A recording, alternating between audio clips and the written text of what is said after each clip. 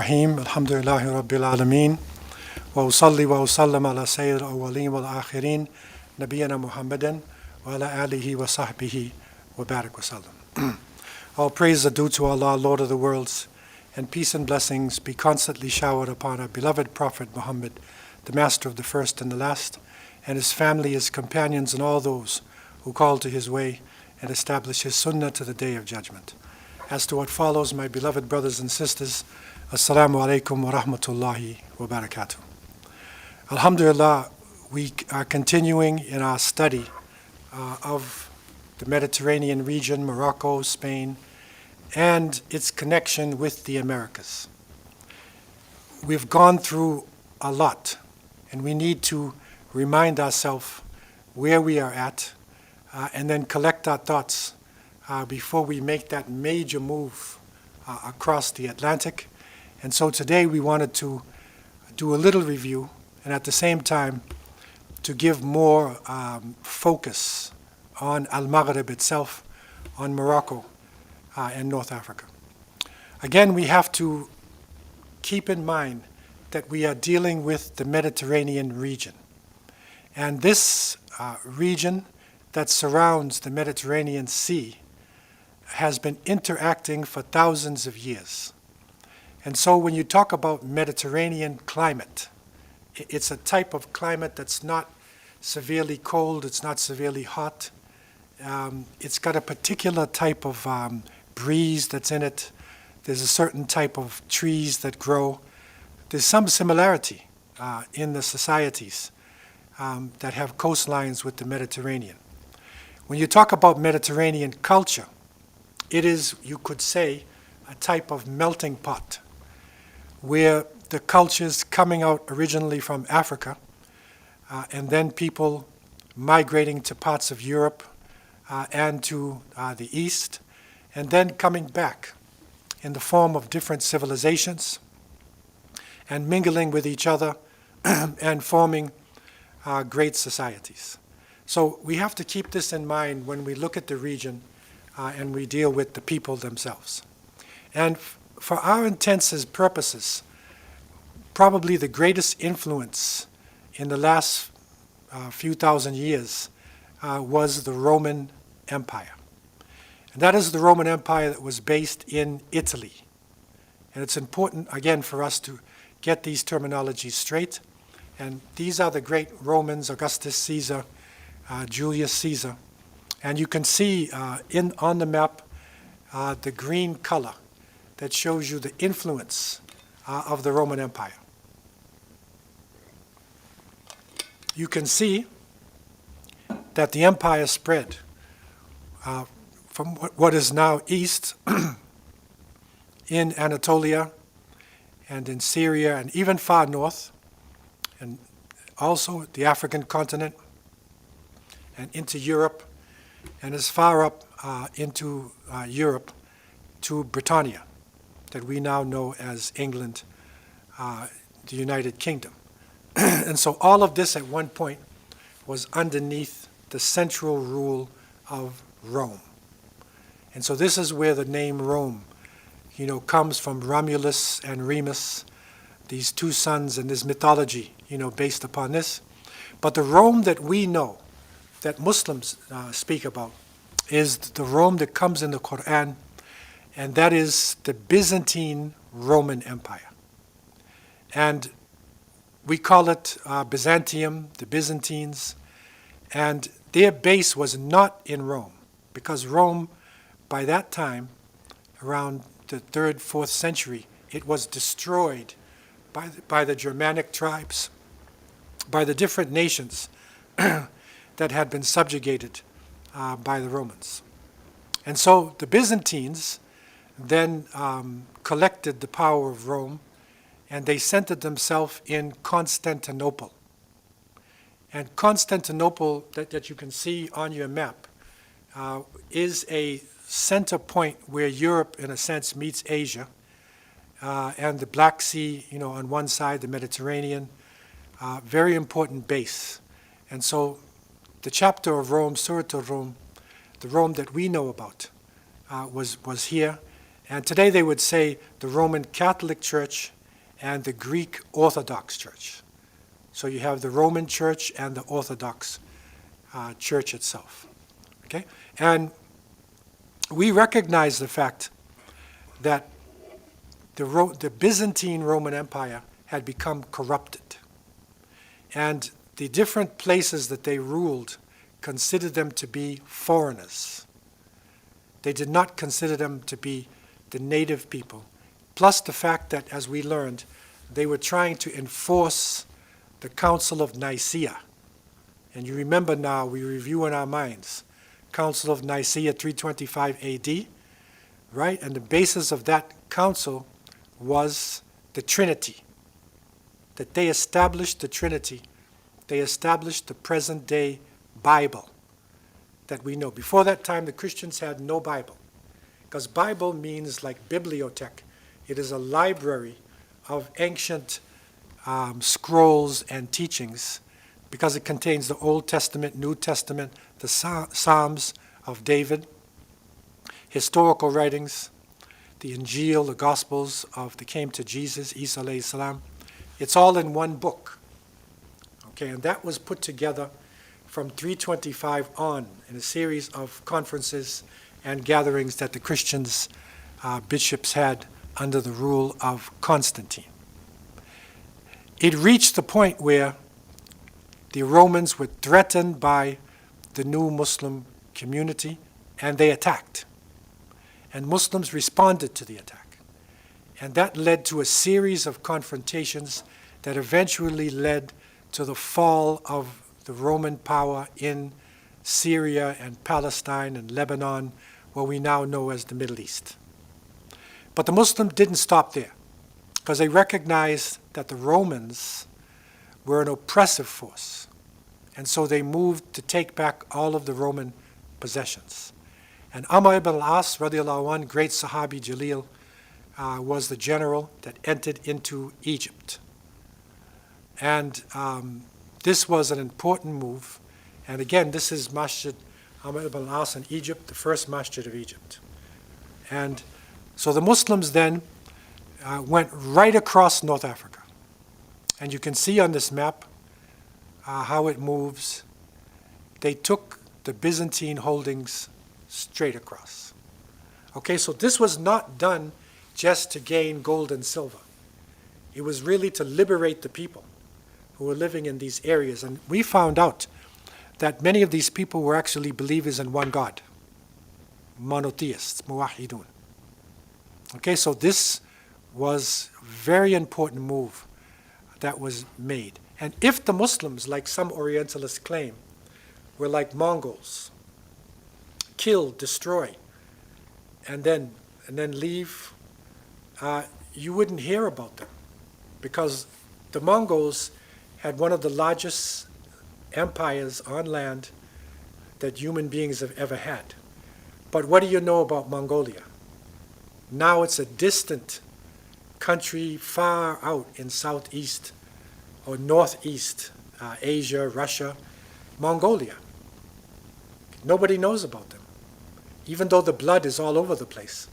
But in the case of Islam, this was not a physical conquest. Yes, there was a military confrontation, but it was a movement of ideas. The idea of one God, the idea of freedom, breaking down the power of the Roman Empire. Okay, so this area, up until today, is 95 or more % Muslim. Right across the same area that was taken over 1,400 years ago.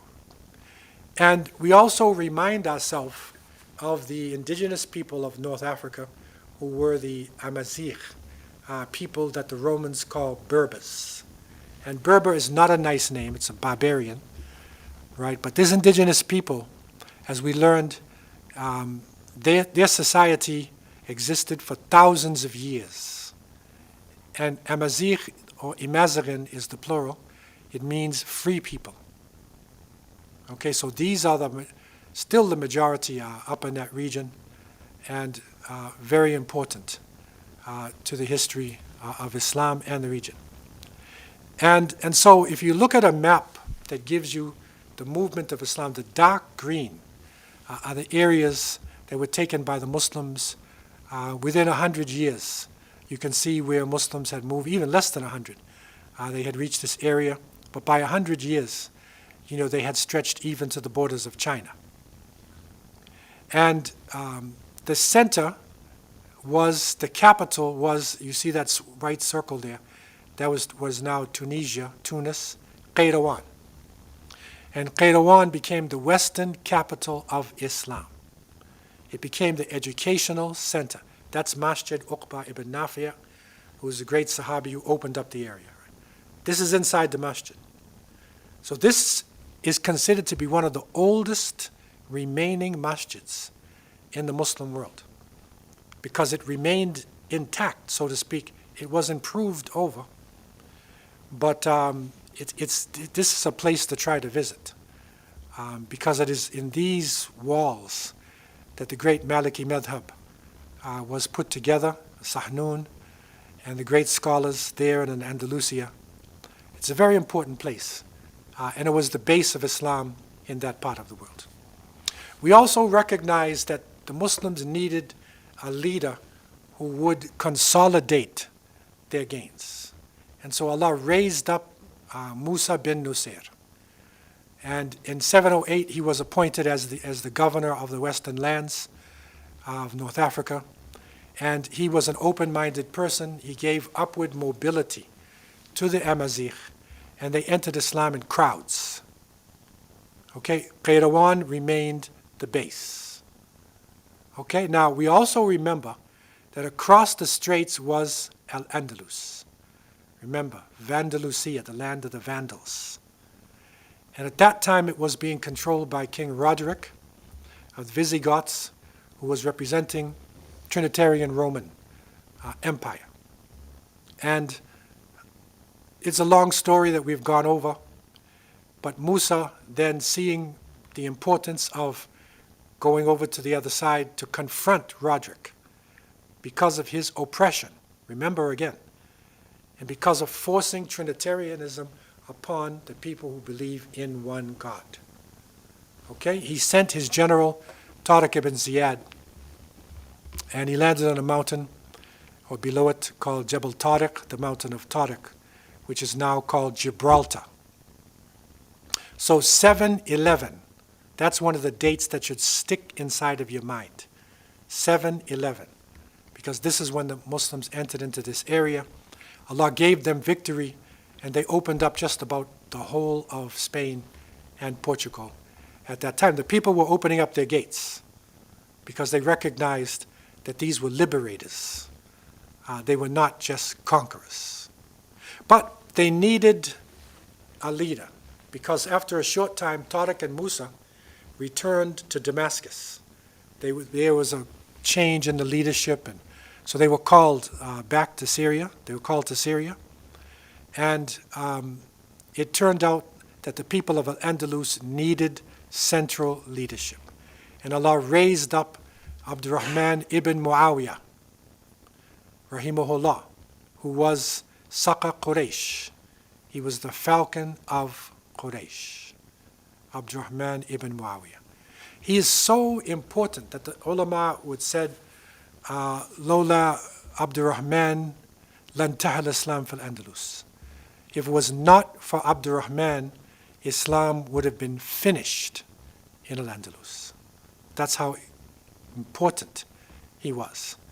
And sometimes they call him Abdurrahman al-Dakhil, the one that enters. And that is because the ulama say, Awwal man dakhala Qurtaban min Banu Umayyah Hakiman. So he was the first of the Umayyad dynasty to enter into Cordoba, as a ruler. So they call him Abdurrahman al-Dakhil. Okay, so that's one of the names that he also has. And he governed by example. He gave upward mobility. It was an amazing time, the growth that happened during his years. And you can see he traveled all the way from Syria, Iraq, up into that area, and he governed in that area from 755, you can see that he governed 787. He was an amazing leader, an amazing ruler, and he brought major changes to the society at that time. Okay, so this is where it stands. Al-Andalus is now under the Umayyads, even though they were defeated in the east. But they were emirate. Okay, it was not the Khalifa. The Khalifa was the Abbasids, who were ruling in Baghdad. Okay? Now, remember this now. And if you look at your map, you will see, if you go south into what is now Morocco, you will see Fez that is there, and you will see Rabat and Casablanca. Of course, this is a sort of a present-day rendition, but Fez is the important place. Okay? And Fez, to a certain extent, represented Morocco in those days. Now, we have to step back a little bit, because we were studying the movement of Islam into Al-Andalus, and then we looked at the history of Al-Andalus. Okay? But now you got to sort of step back in time. This is how important Morocco was. And this is a part of history that many people are not actually aware of. And that's why I wanted to bring this out, clearly in our course. And that is that Fez itself, you could say, was the first major city of Morocco itself. So I'm using the word Morocco because obviously the first major city is Qayrawan, but that's present-day Tunisia. But going west to Morocco is Fez. And Fez, it is like a stick, a pole, a tool is a Fez. And they're saying that the founder of Fez used, a golden pike or a silver pike, to start to found this city. Okay, so let's look at Fez. And this is important for us because I'm just coming back from Fez. Alhamdulillah, we took a group which included some of the students from this class, some who even attend the class, some who are online, who traveled with us to Morocco. We went to the city of Fez. And it's so interesting, the information that comes out. Now, remember Abdurrahman al-Dakhil now, right? You remember 755. Okay. Now, in 790, so we went back now, look at his time, Abdurrahman Muawiyah, right? 787 is when he died. That's the foundation of the Umayyads. But the Umayyads continued. Okay, so after this time, another major incident happened. A very important individual named Idris. They call him Idris the First, and sometimes he's called Idris al-Akbar, right? Which is the major Idris.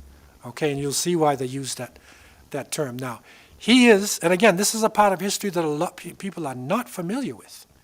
And it's a really significant thing. Now, this is a genealogical table. And when you look at this table itself, you will see Fatima and Ali. Okay, and this is Ahlul Bayt. On one side is Hassan, and the other side is Hussein.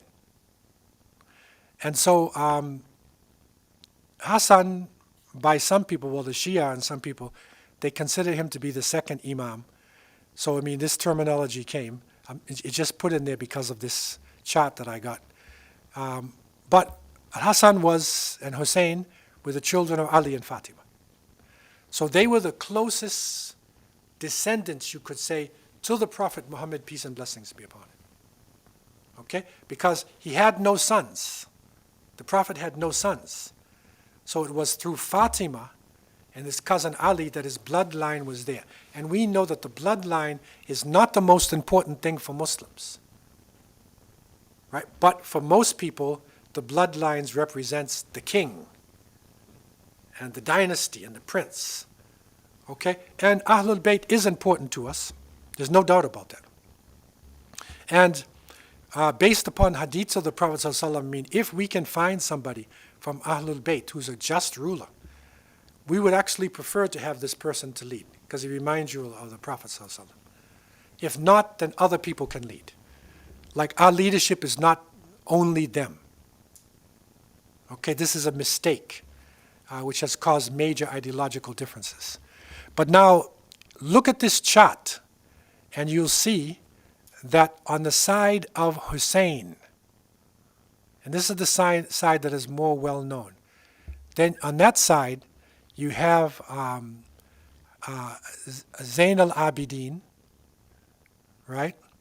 And then it starts to move down, and Muhammad al-Hadi, having trouble seeing this thing now. Yeah, al-Baqir.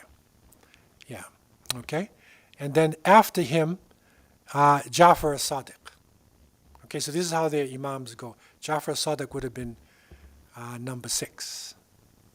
Okay? And then it goes down under him to Musa al-Kadhim, right? And then on the other side, you see Ismail, right? Now,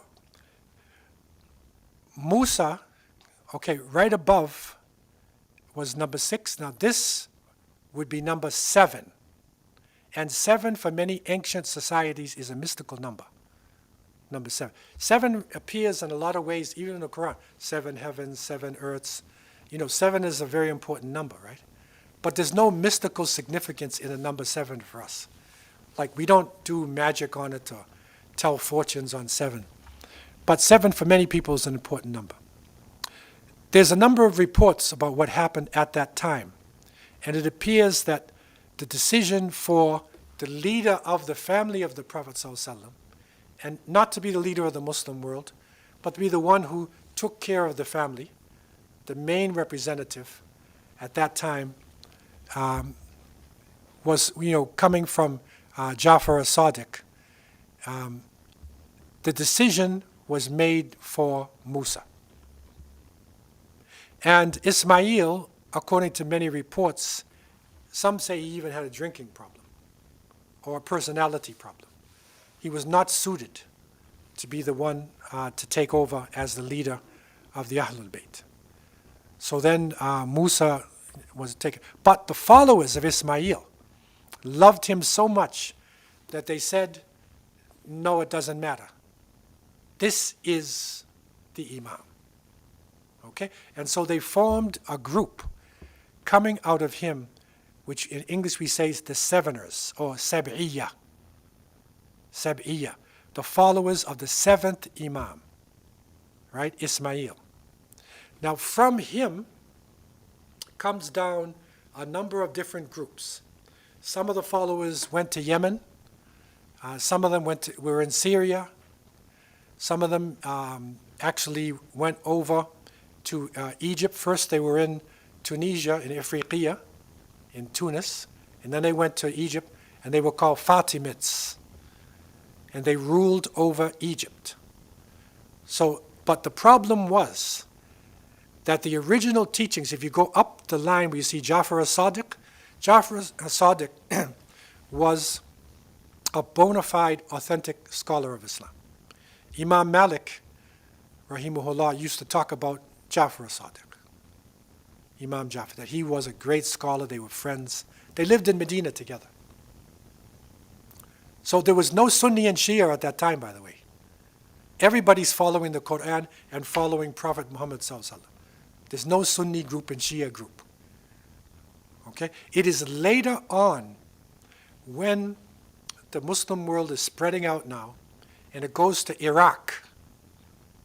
And in Iraq, there were a number of people who were calling towards underground cults. Iraq is the basis of magic. And the Quran talks about Babel, that the angels Harut and Marut brought magic to Babel. That's Babylon, as a test. So there were a number of underground cults that were there in that area. And so the people who were supporting the Ahlul Bayt, some of these cults, because they were defeated by mainstream Islam, they took another shape and they intermingled with the supporters of Ahlul Bayt and came up with a new type of ideology that combined Islam along with magic and with a number of cultural things. And so this is why a number of schismatic groups develop out of this. And we have done a course, you can see about the different groups and sects within Islam. You can get it on islam.ca, and you get the details about this. So from that side, right, the side of Ismail, came the Fatimids. Also, there came a group called Hashashin. And these are the assassins, Hassan al-Sabah. Right? And they actually were assassinating many of the great leaders like the Seljuks. Okay, this is called the assassins. So a number of these schismatic groups came out, and they were actually considered to be by the Ahl Sunnah outside of Islam. And great Salahuddin al-Ayyubi, rahimahullah, you know Salahuddin and the Crusaders. The first thing he did when he took power in Egypt was he established the Sunnah. So the Fatimids were taken out of power. Al-Azhar University was built by Fatimids. It was originally a Shia university. Okay? And from Salahuddin's time, it became the base of the Sunnah. He united the Muslims, and then they fought the Crusaders. Right? But the point is, these schismatic groups existed. Some of them were in Yemen, and in the southern Yemen, the merchants were traveling the seas, the Yemenis and Omanis, and so they ended up in East Africa. They ended up in India. Some of them even went as far as China, Japan, traveling along. And so in India, the schismatic groups formed a group we now call Ismailis. Okay, and their leader was called Aga Khan. So this is where the Ismaili thing comes from. So when you say the word Ismaili, that group was not the original Ismail. It's like way down the line. But they're using the name Ismaili. Right? And another group in East Africa, Bohra, the Bohra Shia as well. There are some here in Toronto, and you see the men have a particular type of cap, and the women have a sort of burqa that they wear. You can tell them.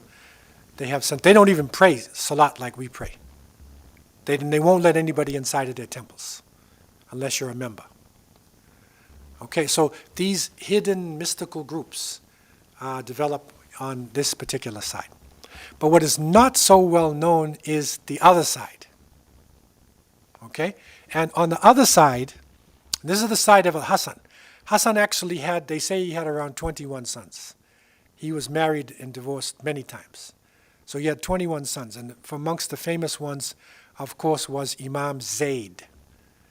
And Imam Zayd, who was against the Abbasid rule, and he was approached by some of the extreme members of the group that had now identified themselves as Shia.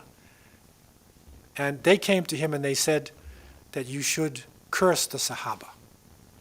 And he said, I would never curse Abu Bakr and Umar, and those of my family.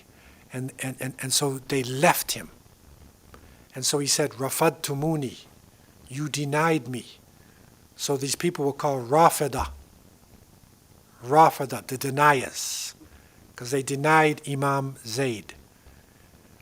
He was eventually killed in a struggle against the Abbasids. His followers went to Yemen. Okay? And it is there in Yemen that okay, so I think this might be a mistake there. This is Said, okay? But Zayd is coming along. Okay, let me correct that. Said, this writing is really small. Saeed, underneath Hassan, because he's directly under Hassan, he ended up in Tabaristan in Central Asia. So there are Hassani Shias in Central Asia, as well.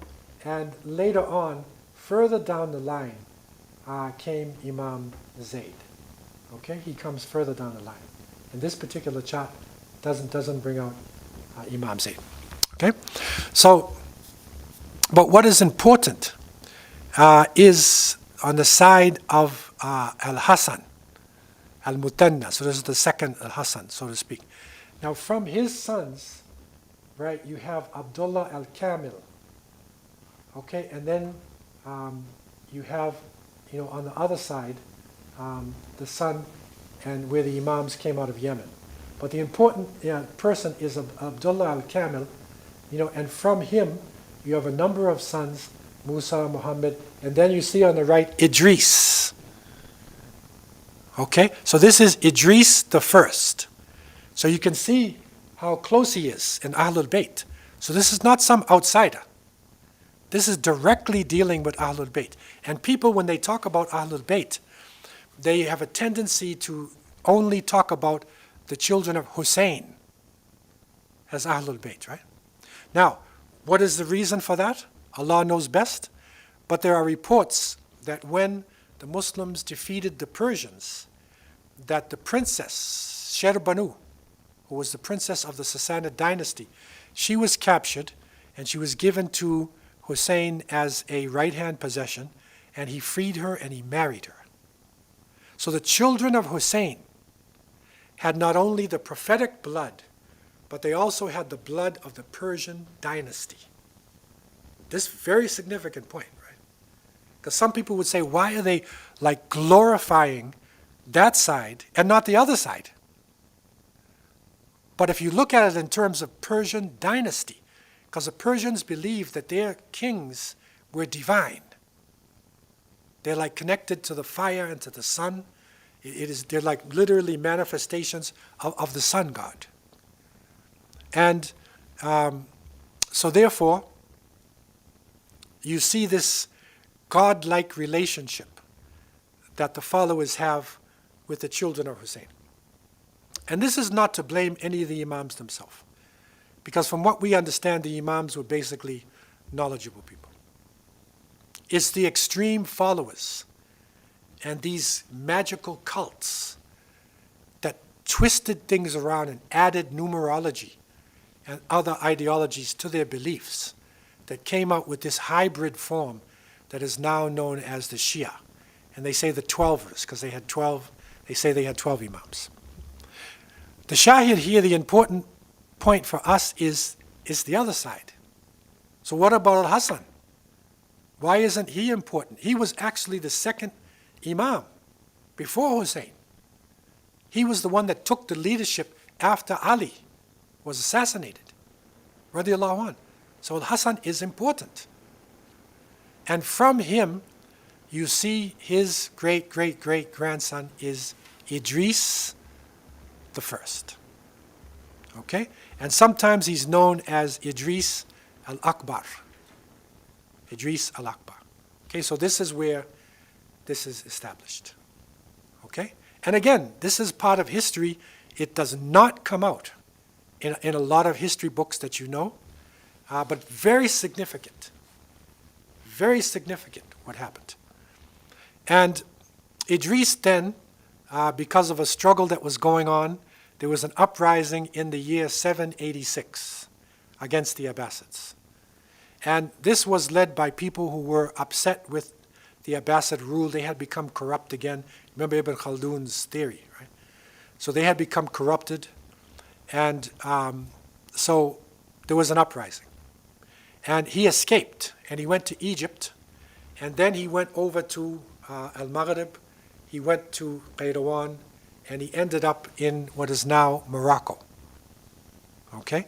And he took refuge with a group, Oraba Amazigh. It's a group called the Oraba.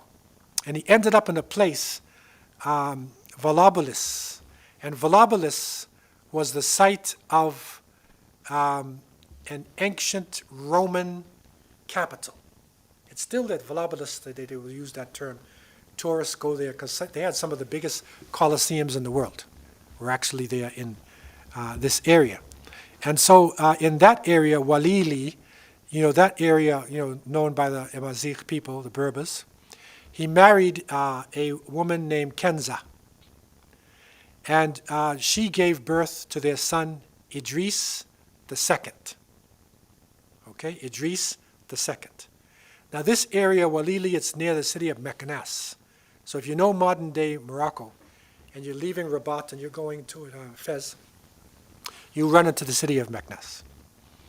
And so Idris al-Akbar, he establishes his rule. And he, with the Berbers, take over the territories surrounding. They even reached Tlemcen, which is part of Algeria today. And they were controlling, these areas. And he found a small village, by a river, and he established this as one of his bases of operation, and this was called Fes. So this is where the word Fes, starts to come in. Unfortunately, because of this dynastic struggle that goes on, there's a lot of reports, but one of the reports, which could have been true, is that the Abbasids, for fear of him gaining strength and coming back against them, they sent assassins. And they somehow reached him, and they poisoned his food, and he died. And so he died in this area of Walili, this near Meknes, and it's now known as Moulay Idris Zerhoun. And this is a picture of it. It's high up on a hill, and this is where he is buried. So this is not in Fez, not in Meknes, it's like outside in a village. Okay, that was his base of operations. And his son was then taken by the Auraba Berbers. They protected him because there might be other hitmen around, other assassins. And he eventually moved in the year 808 to Fez. So he's around 17 years old. He's got leadership skills already. And so they made Fez as the capital of their base of operations. Okay, so this is under Idris II. And, he became known. And people started to migrate to that city. And it's amazing. Allah knows best, the power of this city. But many of the Arab tribes, migrated there. They heard about the leadership of Ahlul Bayt. And again, this is not Shia. None of them are Shias, right? They're all Malikis, right? The Sunnah. That's hard to get in your mind, right? Because when you think of Ahlul Bayt, you think Shia, right? But Ahlul Bayt is not just the Shia. Ahlul Bayt means the family of the Prophet ﷺ. Both sides for us are important. So the city then becomes a very important base of operations. And it becomes one of the largest medieval cities. And eventually there's changes that it went through. And waves of people are coming in now. And some important waves actually start to come out of Al-Andalus. And we were studying about the Inquisition and about how the Muslims became Morescos and how they were driven out of their cities by the thousands. This is one of the places that they went. Because Fes, had Ahlul Bayt. It had scholars started coming there. It was a beautiful location. It was protected, from the fitna of many of the places.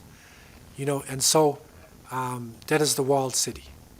And so this is how it looks up until today. When you're in Fez, you go through sections of it and you'll see the walls like this. It's a beautiful place.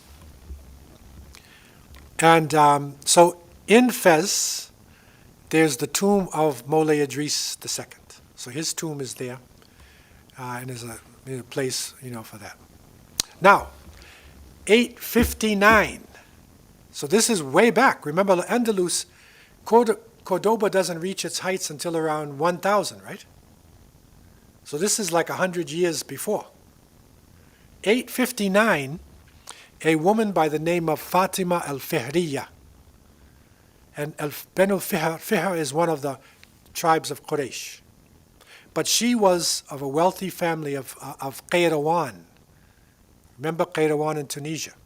So she and her sister moved to Fez, and her lifetime project was to establish a beautiful house of Allah and a university.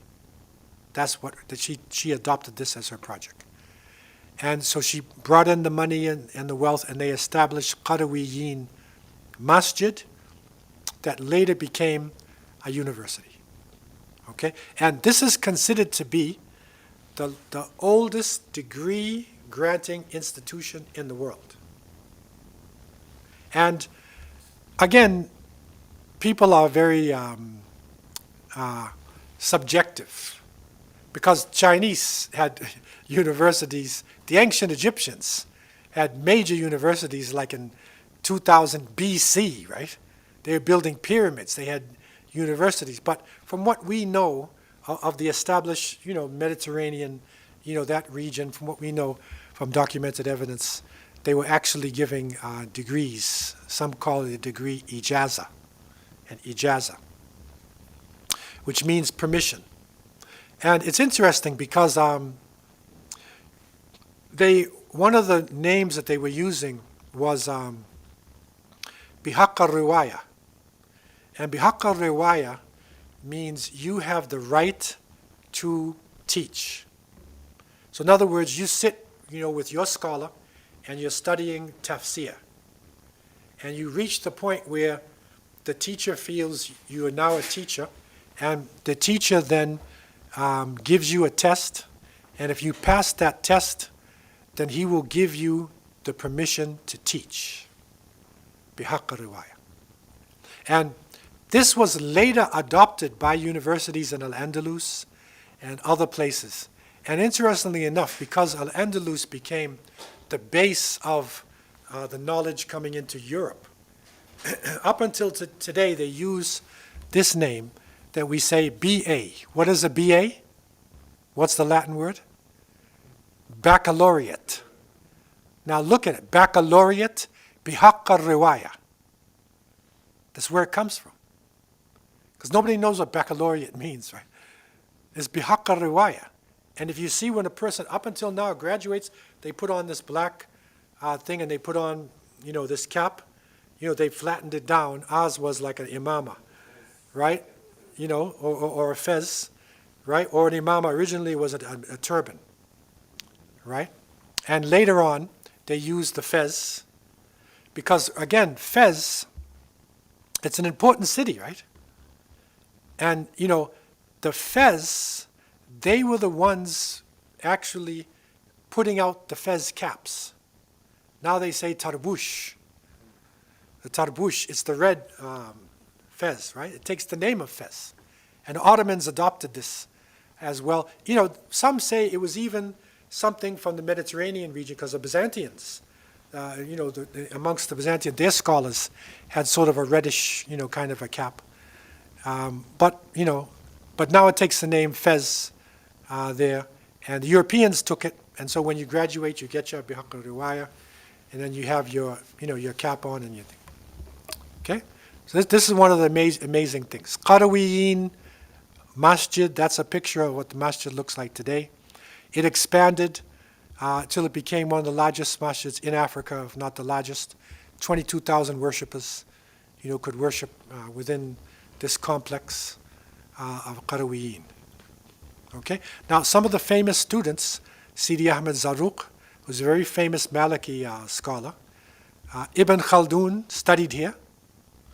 Al-Bitruji, who was a great scientist. Ibn al-Arabi, who was a great master of fiqh. Ibn Wazan, who's a great scholar. Now, interesting, Ibn Ma'mun, who is known as Maimonides, he is considered to be the greatest Jewish scholar in history. He studied here.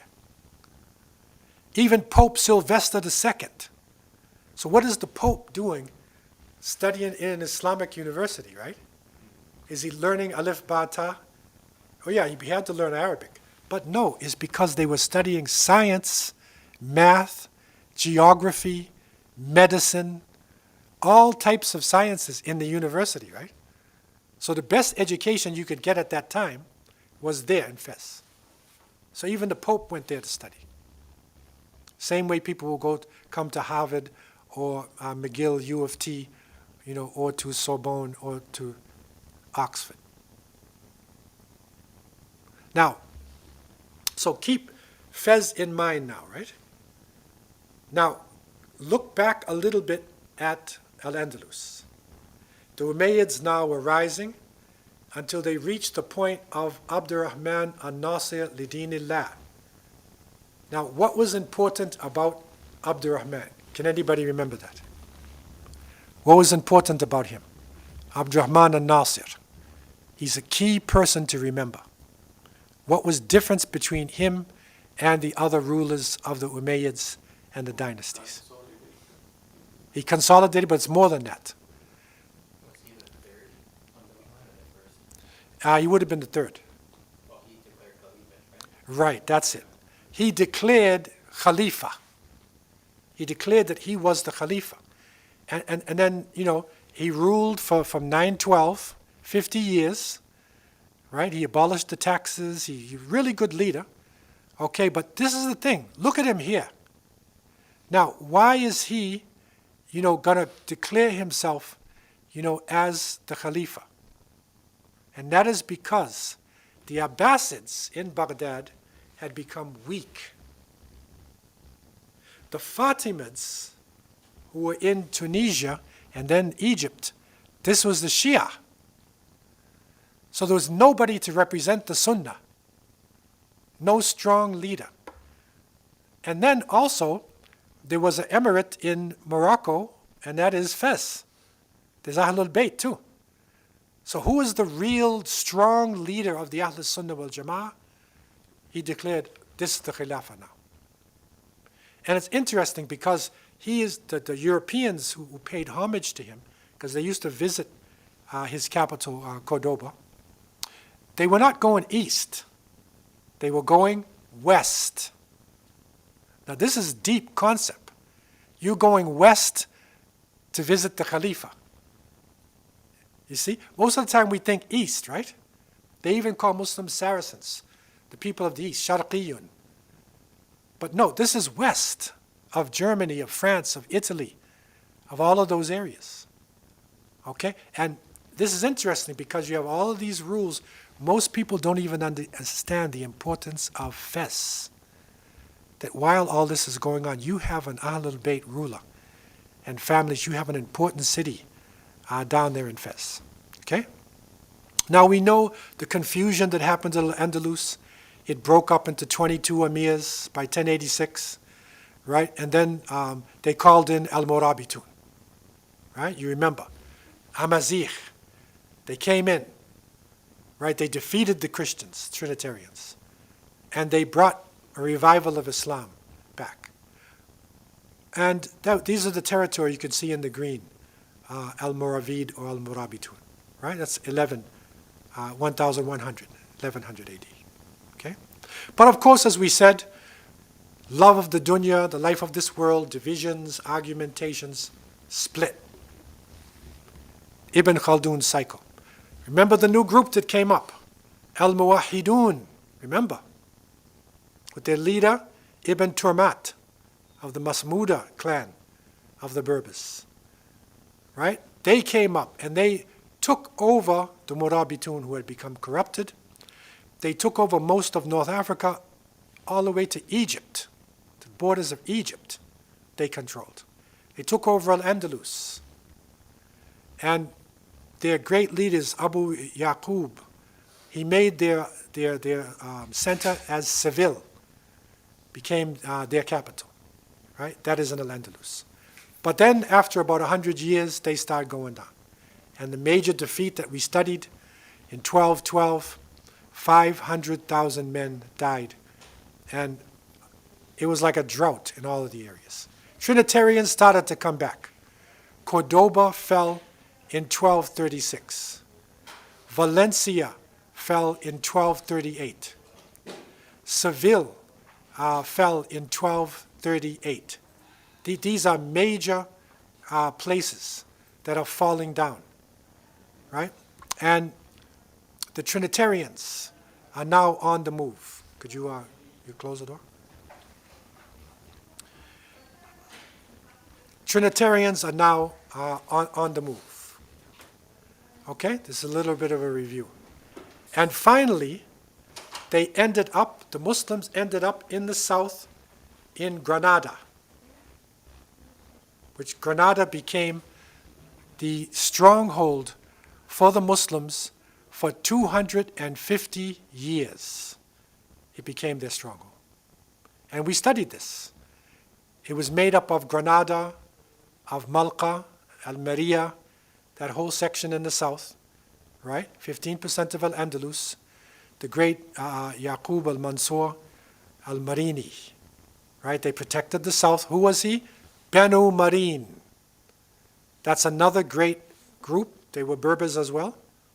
That was the territory that they controlled, the Banu Marin, right?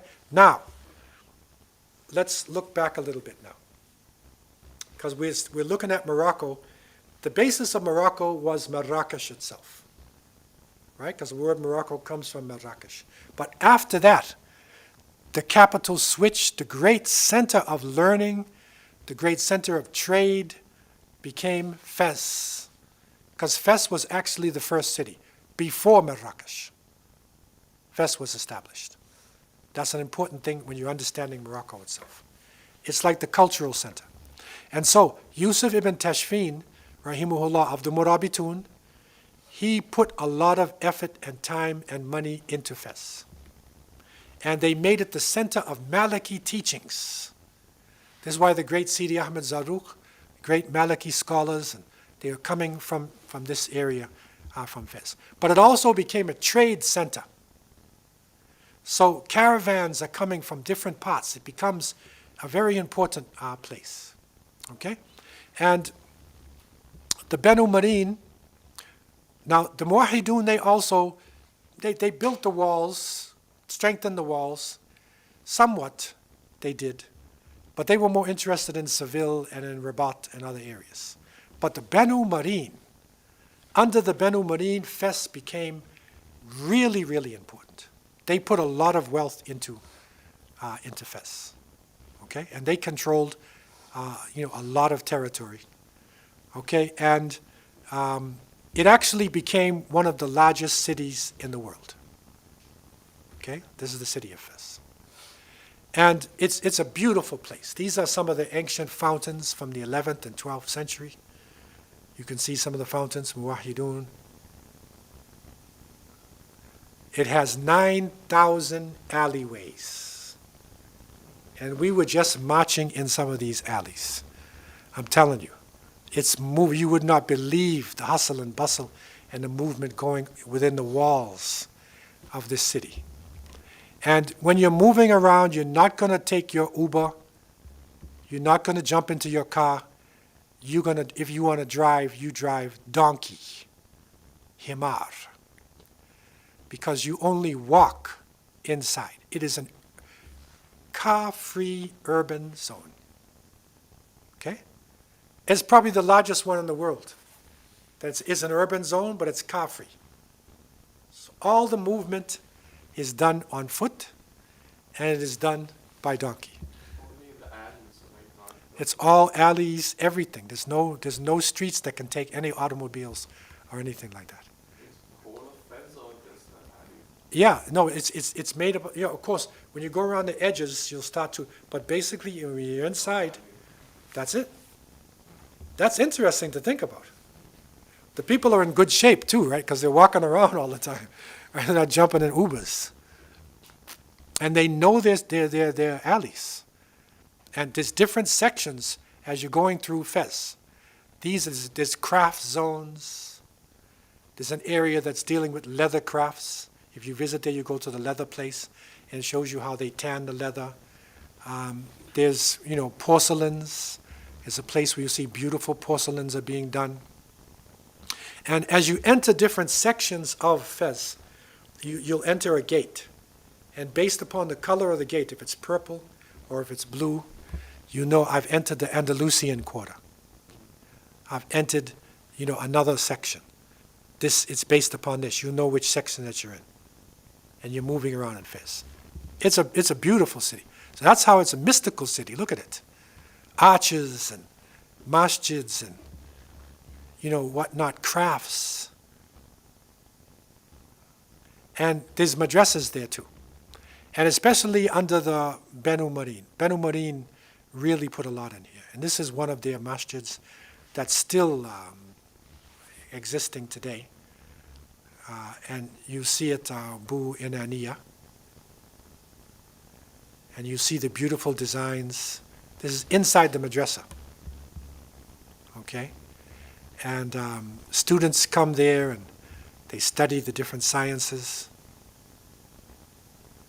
Okay? With the ancient calligraphies.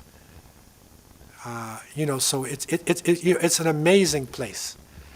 And again, it speaks about, the importance of the movement, of the culture, and, the importance of this civilization. And sometimes history is hidden in plain sight.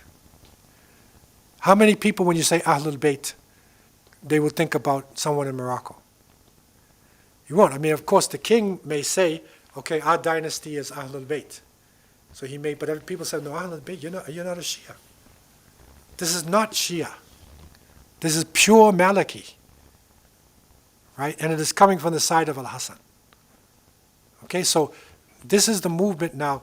We want to get this in mind, as we sort of wrap things up and we start to move across. Because we want to look about movements of people, here in Morocco and then also across the ocean that we will be looking at, inshallah, in our next class. But I want to open up the floor for any questions anybody has, concerning this ancient history in Morocco.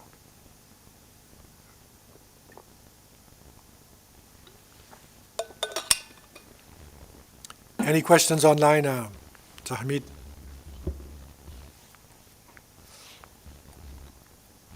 So in Fez, as of now, which is the main learning center or multiple learning centers? Yes, so Fez now has gone through a lot of changes because, as of, it was considered at some point to be, they called it the Mecca of the West.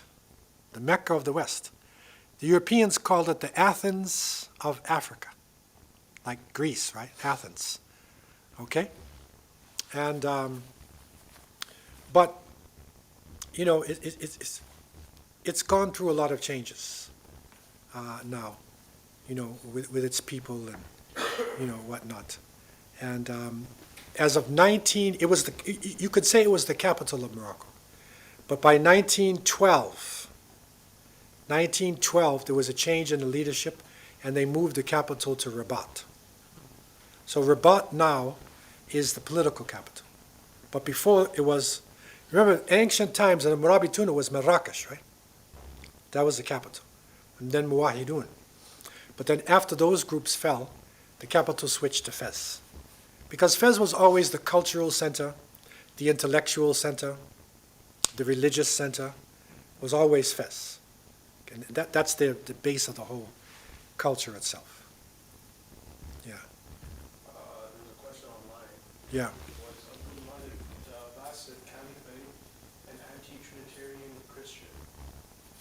Abdul Malik? Abdullah the Abbasid. Okay, there's Abdul Malik. I'm not sure which one you're talking about. There's Abdul Malik, the Abbasid or Umayyad? It says the Abbasid here. No, there's Abdul Malik ibn Marwan. But he was Umayyad. That's not the Abbasids. So you're saying, was he a Trinitarian? Was an anti-Trinitarian Christian? No. No, we don't have it. I don't have information about that. Yeah. So what does the state of Morocco look like today with the government and the people with their religiosity? Because I've heard, like, the sentiment I've received is that, like, if sort of practicing now, and even when I went to the masjids, like they weren't really as big or like as packed as I thought they would be. Yeah. So like, and I know like the government as well isn't, I know they're not like really religiously aligned, and they're part of like some Alawite dynasty and. Right. So, like, well, what's with Morocco right now? Well, you know, Morocco, Al-Maghrib, like many Muslim countries, went through the colonial period. Now, you have to realize that when Banu Marin, 14th century, and then you have some other groups. So around the 16th century, 15th, 16th century, you have some Arab groups that came in, they're also considered to be Ahlul Bayt, one called Sa'diyah and Wattasids and groups, and they ruled, and then the Alawiyah.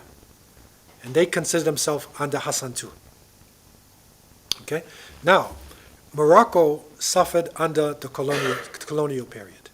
They resisted the French as much as they possibly could, but their countries were governed by French rule. And so therefore, in order to raise up, you had to learn French, you had to be very European, Islam was suppressed, but in the village areas, the people maintained their religious life as much as they possibly could. You could say that now, in a sense, there's a new resurgence of Islam. This has happened from the 20th century. Because in the early 20th century, under colonial rule, you could hardly find women even who would wear hijab in the cities. Or anybody who wanted to go and get an education or work for the government, you had to take it off. Okay? Villages, they wore it. But when they threw out the colonial rule, it starts changing. Then you have a feminist movement that hits, a communist socialist movement. And then that failed.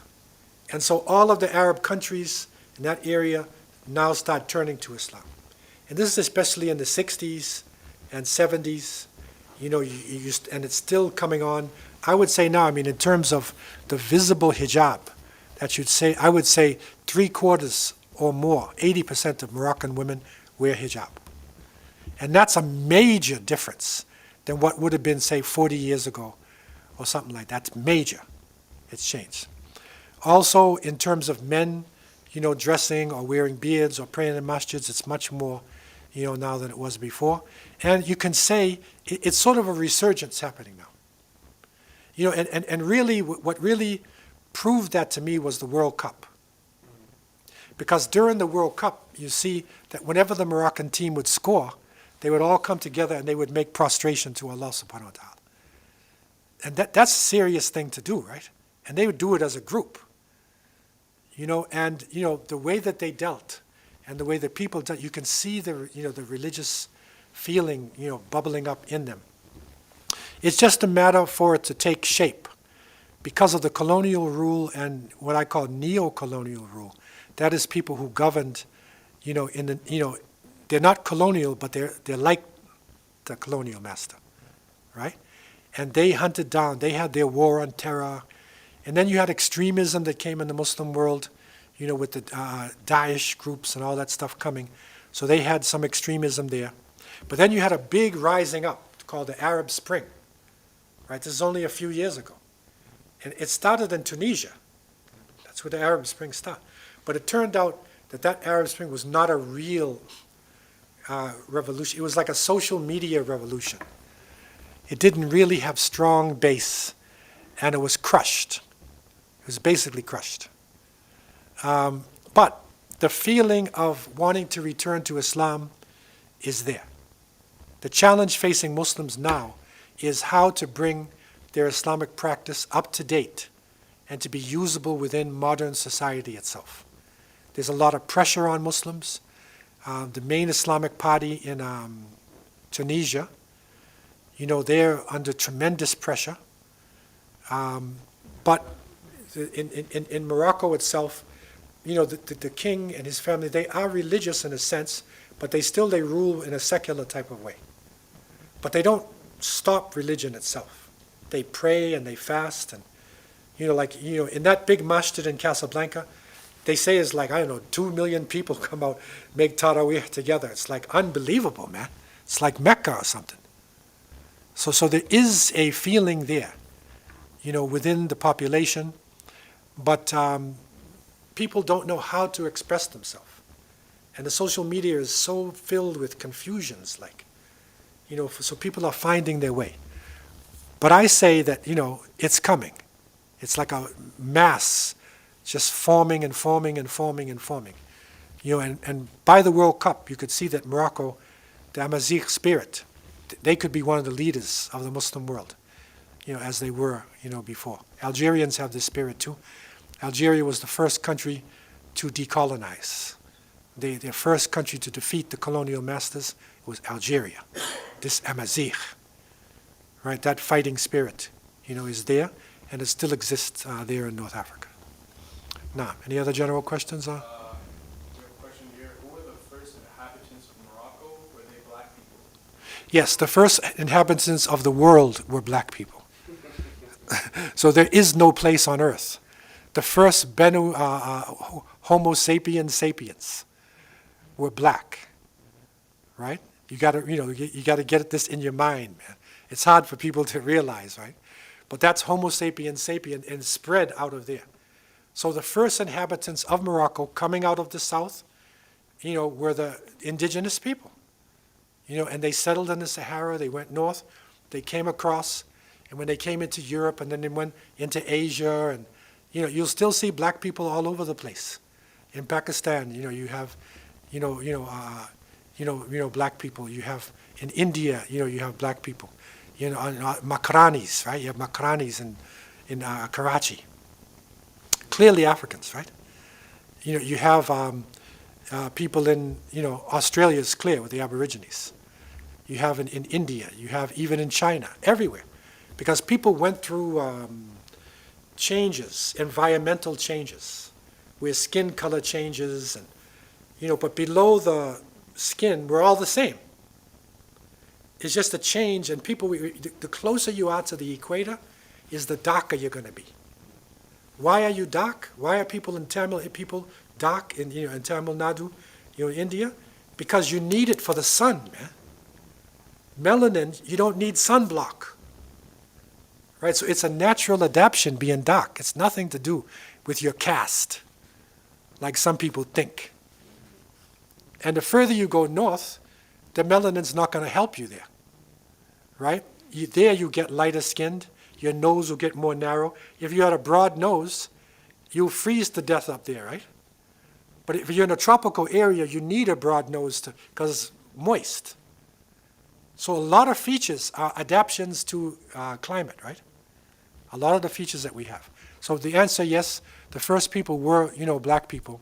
And then they were met by people who came from, the Mediterranean region and whatnot, and intermingled with them. The Nile Valley, they came and they met, with the people. Now, any other general? Yeah. Another question. There's a Jewish population in Morocco as well. How did they get there? Yes, so that's a good question, especially in Fez. There's a section of Fez we visited actually on our trip last week. It's called Mellah.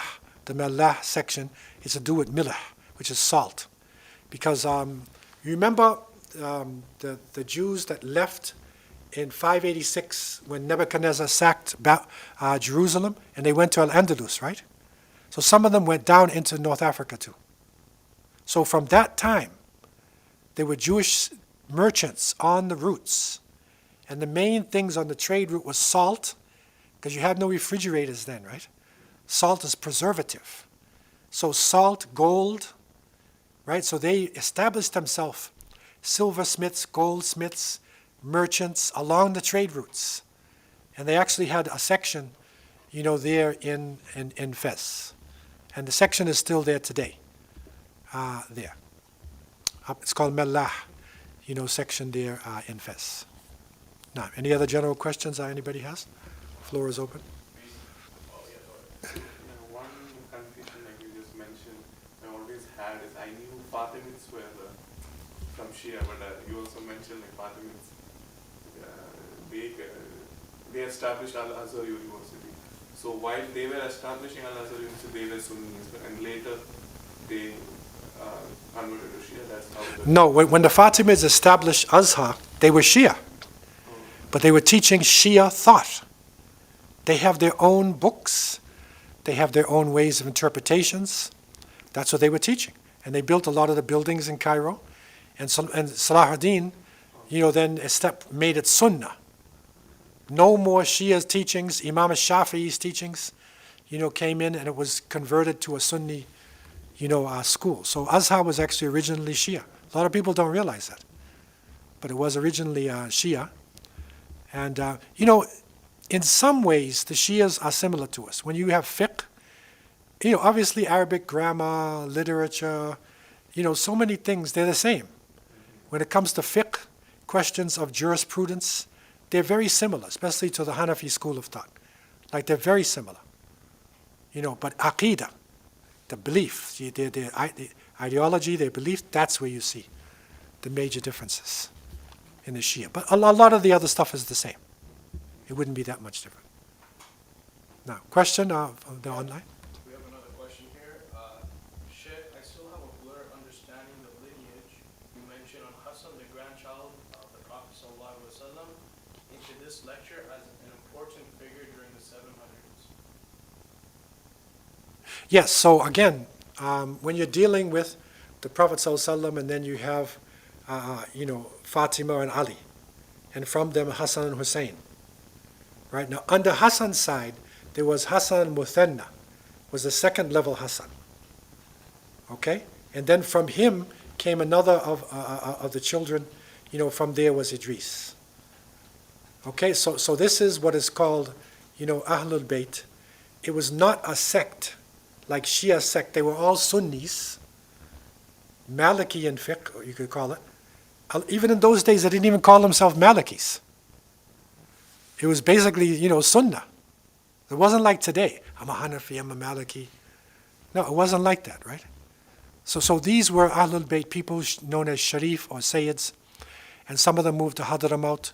You can see from the chat, some of them even moved to Central Asia, were there, and there's Hassanis, there in Turkey and Central Asia as well.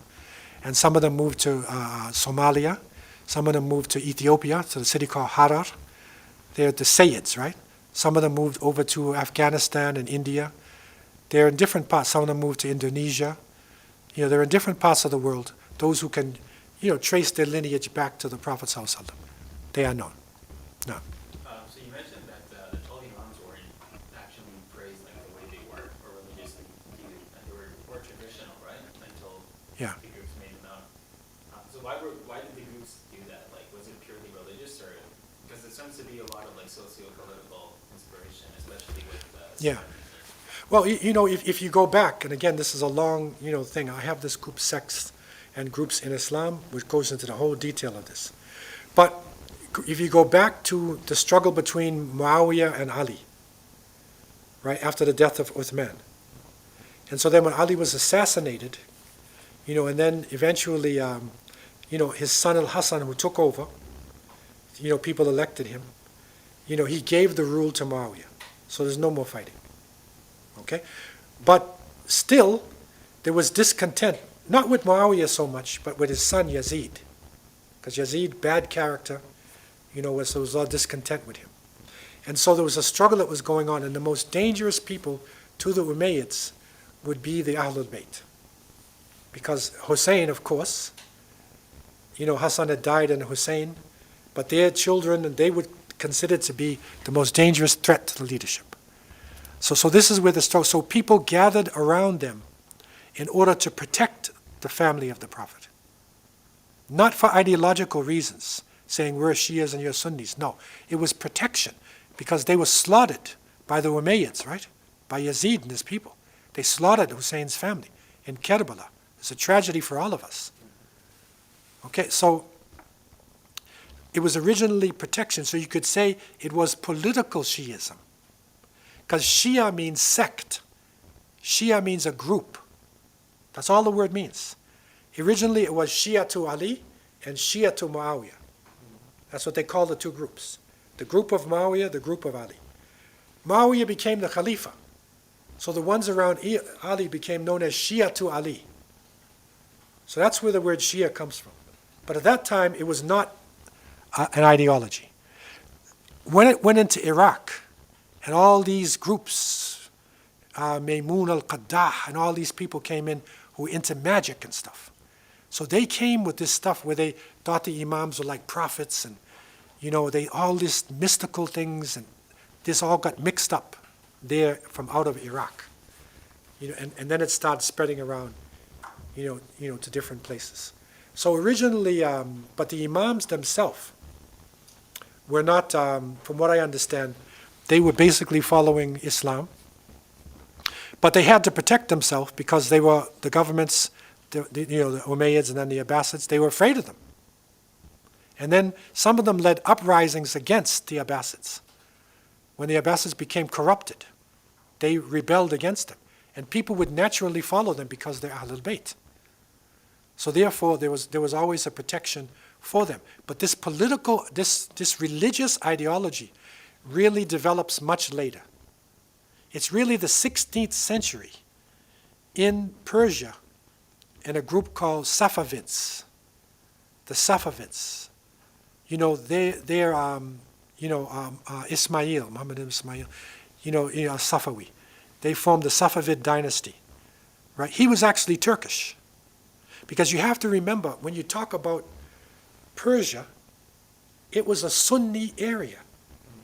Bukhari, Tirmidhi, Abu Dawood, Nisai, all of those cities, well, Bukhara is a little north, but all the other cities are in Persia. So what do you think? All of the books of Sunnah are in Persia?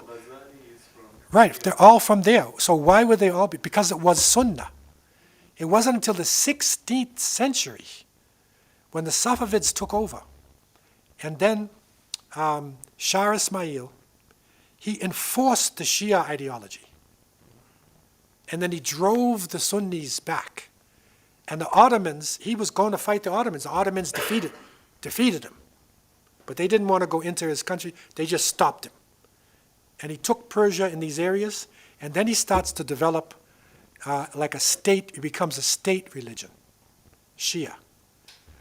But still, in Iran, there was a lot of Turko-men and other people who were Sunnis. And up until today, there are still a lot of Sunnis. But originally, Iran was a Sunni area, the Seljuks, and these people, there was Turkish, Persian, Sunni area. And that's where a lot of people get confused. Because they think Shia goes way back to the time of Ali. It does not. At that time, the Shia was political Shia. It was only the people supporting the family of the Prophet ﷺ, so they would not be harmed by the corrupt governors. That's all. It was not an ideology. But later, it becomes an ideology. And that's the problem we face today.